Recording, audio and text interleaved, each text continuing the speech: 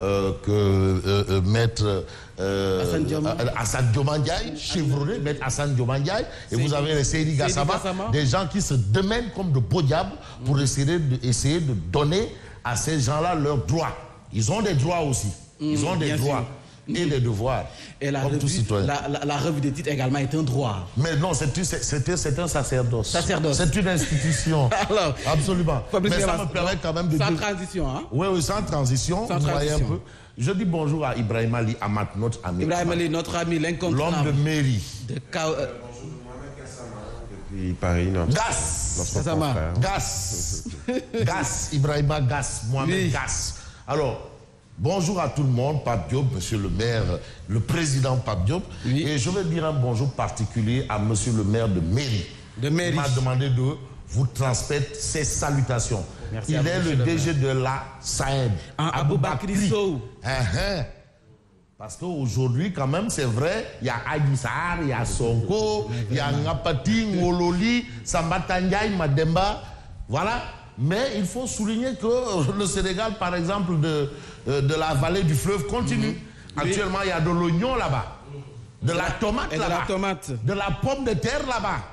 Ah oui. Et d'ailleurs, il faut que le gouvernement essaie de voir parce que ils ne peuvent plus vendre maintenant leurs oignons du fait de l'importation. Ah oui. Aujourd'hui, il y a une crise. Ah oui.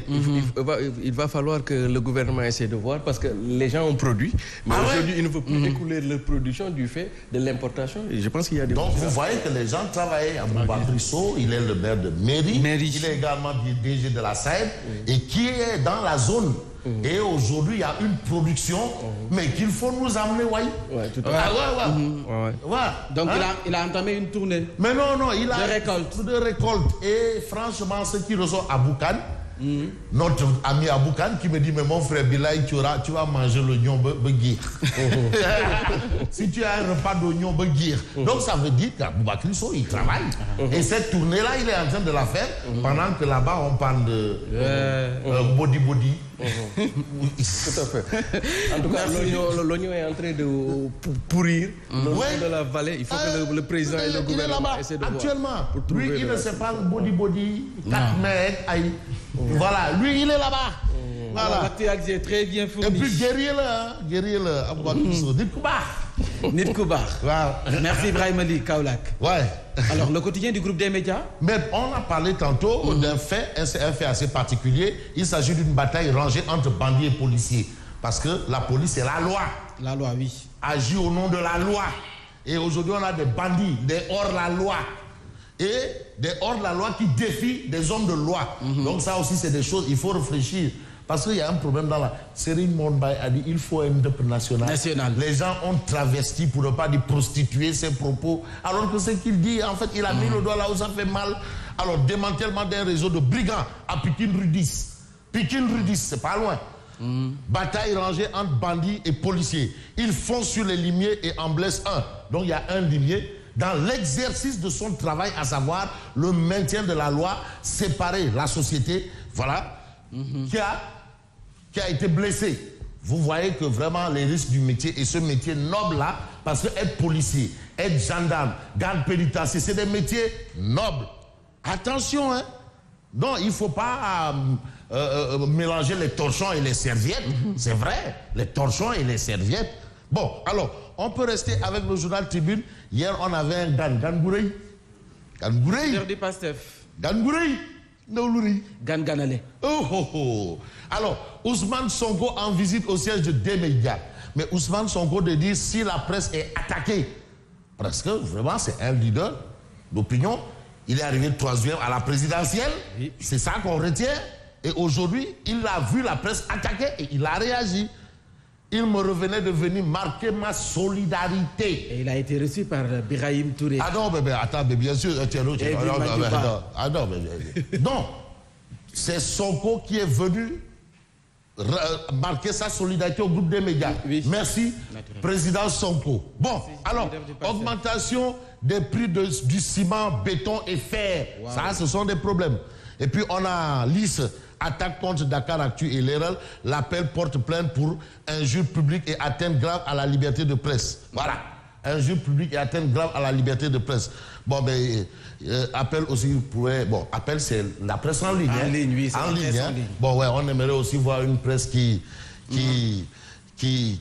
s'insurge contre les attaques. Hein? Bref, je vais m'en arrêter à ça. Hein? Alors. De xénophobie. Voilà, que subissent certains journalistes. De xénophobie, je dis bien. Mbacké Seck, merci pour votre soutien. Merci beaucoup, Mbacké Seck, du parti Réumi écologiste. Merci, des attaques de xénophobie, je dis bien. Bon, alors, Walf Quotidien d'indiquer terreur sur les médias, suspension de Signaux TV, attaque contre des groupes de presse, panique chez les journalistes, attaque de xénophobie des journalistes. Xénophobie, je dis bien. Vous voyez ces footballeurs européens là, dès qu'il y a des cris de singe, ils sortent. Ah oui, xénophobie, je dis bien. Hein? Bon, on met terreur sur les médias. Une plainte contre X dans le circuit. Merci. Au moins, on prend en compte des choses importantes. Mais on peut s'intéresser aux témoins. Entre Cheikh Kanté, Ali Ndoye et Aboubakry Saddiq Bey, la guerre de Ndayan fait rage. Lui, il est l'ancien maire de l'ancien DG du port. Lui, il est le ministre de l'économie maritime. Bon, lui, il est l'actuel DG du port, hein, qui a fait que le port ne soit plus un Sorano bis et un grand théâtre bis là. Parce qu'à un moment, le port là, c'était devenu un Sorano bis et un grand théâtre bis là.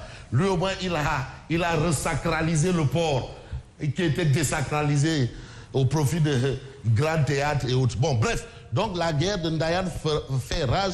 Voilà ce qu'indique le Témoin quotidien. Mais non, Amadou Mahtar Mbow, c'est 100 ans. On oublie souvent. 100 ans de Amadou Mahtar Mbow. Ah, comme on a eu le dernier des pharaons, cher Anta Diop. Ça, c'est le titre du livre de mon professeur de philo. Ah oui, le dernier des philosophes, Maman Ndiadé Mama, le dernier des pharaons. Mais Amadou Mahtar Mbow, mais si aujourd'hui, il y a ce qu'on appelle en Afrique l'éducation intégrale, mais c'est parce que Amadou Mahtar Mbow a fait ce qu'on appelle, je ne sais pas, une discrimination positive pour l'Afrique dans les financements. Mais les radios communautaires, c'est lui. Les radios communautaires, c'est lui. Ah mais oui, c'est en tant que patron de l'UNESCO, les gens se sont réveillés, ils ont vu que tous les financements de l'éducation allaient qu'en Afrique. Il dit, mais ouais, beau. Il a été aussi le précurseur de l'introduction des innovations technologiques au niveau de l'enseignement. Ensuite, il aura été le précurseur de la prise en charge des questions d'environnement et de développement durable dans les processus de développement. De développement. Mais c'est Amadou Mahtar Mbow. Donc, nous lui devons une fière. Grand monsieur.